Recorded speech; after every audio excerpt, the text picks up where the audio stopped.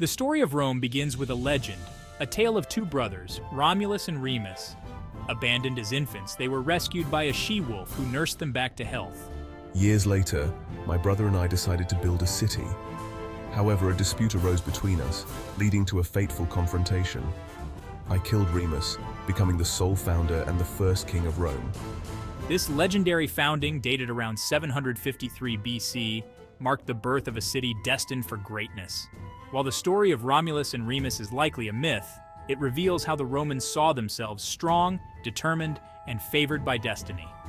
Archaeological evidence does suggest a small settlement existed where Rome stands today, growing in size and influence over time. This small beginning would blossom into one of history's most influential empires. The Roman Republic was not a democracy in the modern sense, but it did introduce concepts that would shape Western political thought. The most important of these was the idea of shared power. Instead of a king, the Romans elected officials, called magistrates, to govern them. The most powerful magistrates were the two consuls, elected for one-year terms. This system of limited terms and shared power was designed to prevent any one individual from becoming too powerful. Another key feature of the Republic was the Senate. Originally an advisory body to the king, the Senate evolved into a powerful institution. Composed of elder statesmen, the Senate controlled finances, foreign policy, and even had the power to declare war. The Senate provided continuity and experience, acting as a check on the power of the annually elected magistrates. The early Republic was a tumultuous time. Rome faced internal conflicts, particularly between the patricians and the plebeians. The plebeians, who made up the majority of the population, demanded greater political and economic rights. Their struggle led to the creation of the office of the tribune, a position specifically designed to protect the interests of the plebeians. The Republic also faced external threats. Rome engaged in a series of wars with its neighbors, gradually expanding its territory and influence. These early conquests, while vital for Rome's survival, also sowed the seeds of future conflict. As Rome grew stronger, it inevitably clashed with other powerful states, most notably the powerful maritime empire of Carthage in North Africa. The Punic Wars, a series of 3 conflicts fought between Rome and Carthage, were a defining chapter in Roman history. These wars, spanning over a century, tested Rome's military might, strategic brilliance, and ultimately, its very survival. The First Punic War, beginning in 264 BC, erupted over control of the island of Sicily, a strategic prize in the Mediterranean. The Romans, initially outmatched at sea by the Carthaginian navy, adapted their tactics, developing boarding bridges that allowed their legions to transform naval battles into land engagements. After 23 years of grueling warfare, Rome emerged victorious, gaining control of Sicily and establishing itself as a major naval power. The Second Punic War, however, posed an even greater challenge. Led by the brilliant Carthaginian general Hannibal, Carthaginian forces crossed the Alps, a feat considered impossible by many, and invaded Italy. Hannibal's military genius inflicted a series of crushing defeats on Roman legions, most famously at the Battle of Cannae in 216 BC. Despite these setbacks, Rome refused to surrender. It rallied its resources, adopted new strategies like the Fabian strategy, which focused on avoiding direct confrontations with Hannibal's army while wearing down his forces through attrition. The Romans also took the war to Hannibal's home turf, invading North Africa under the leadership of Scipio Africanus. The Second Punic War ended in 201 BC, with a decisive Roman victory at the Battle of Zama. Carthage was utterly defeated, its empire shattered.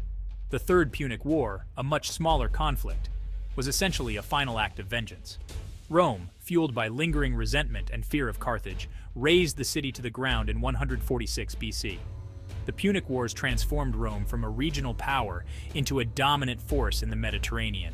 However, these victories came at a cost.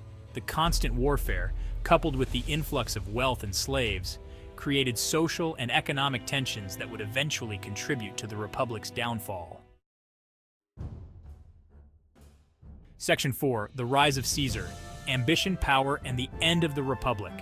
The late Republic was a period of turmoil and upheaval. The Roman political system, designed for a smaller city-state, struggled to cope with the demands of a vast empire. Political corruption, social unrest, and the rise of powerful generals threatened the very foundations of the Republic.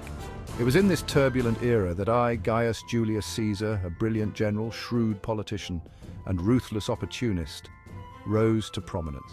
Caesar's military campaigns, particularly his conquest of Gaul, brought him immense wealth, popularity, and a loyal army. His political maneuvering and alliances, most notably the First Triumvirate with Pompey the Great and Marcus Licinius Crassus, allowed him to outmaneuver his rivals and gain control of Rome's political institutions. However, the First Triumvirate was an uneasy alliance, driven by ambition and personal gain. Crassus's death in 53 BC during a disastrous campaign against the Parthians upset the balance of power. Tensions between Pompey and me, once allies, escalated into open conflict. Caesar's crossing of the Rubicon River in 49 BC with his legions was a declaration of war against the Senate and Pompey. This act plunged the Republic into a bloody civil war. Caesar's military genius proved decisive.